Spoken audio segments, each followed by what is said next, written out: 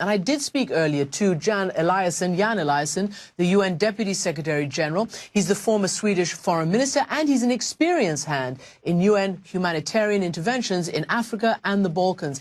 I asked him about the enormous stakes in trying to establish security and what would be the impact if the Central African Republic does fully implode. Mr. Eliasson, welcome to the program. Thank you very much. What do you think is going to be the outcome of French forces going to join African Union forces in the CAR? I think it will have a positive impact on the very critical security situation that we have in Central African Republic. There are already 450 French troops there, and within the next 5 or 6 days there will be another 800. So altogether 1,250. And in the meantime, we will also try to help the African countries contributing to their operation to increase their presence within, hopefully, the next 2 or 3 weeks. And we hope this will have a stabilizing effect. And how will you have that stabilizing effect? People have said the first thing that has to happen is the capital, Bangui, must be secured. Roads in and out of the capital need to be secured. Are you confident that that can take place under these current circumstances? You can never be fully confident under these very insecure circumstances, but we already have reports that some of the elements that are causing trouble are moving out of Bangui. So I think securing Bangui is probably doable. Then the question is, where in the country will we have the danger spots and how do we get there? And that's the next chapter, so to speak. Well, exactly. And to that point, we're told that some 400,000 residents of that country are threatened by the current violence and instability, the chaos there. And it's developed into a sectarian war between Muslims and Christians. Did it start like that? And how worried are you about what even UN officials are saying, a potential genocide? Well, the Secretary-General and I and our colleagues are extremely worried, and we sounded the alarm to the Security Council last week in a more dramatic way than I can recall in recent times. We wanted really to send not an early warning, but I would say a late warning, a call for action very soon to stabilize the situation before it evolves into mass atrocities, which could be a risk. We have reports of sexual violence, of child soldier recruitment, of also problems, huge problems of food and shelter and security for the civilian population. So we are encouraged by the speed with which the Security Council has worked.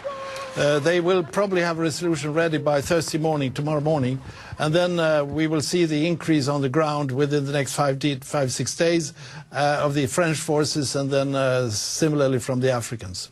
So let me ask you the bigger picture then. Obviously, since its independence from France in 1960, there have been coups and counter-coups and many, many leaders and a constant cycle of humanitarian disaster there.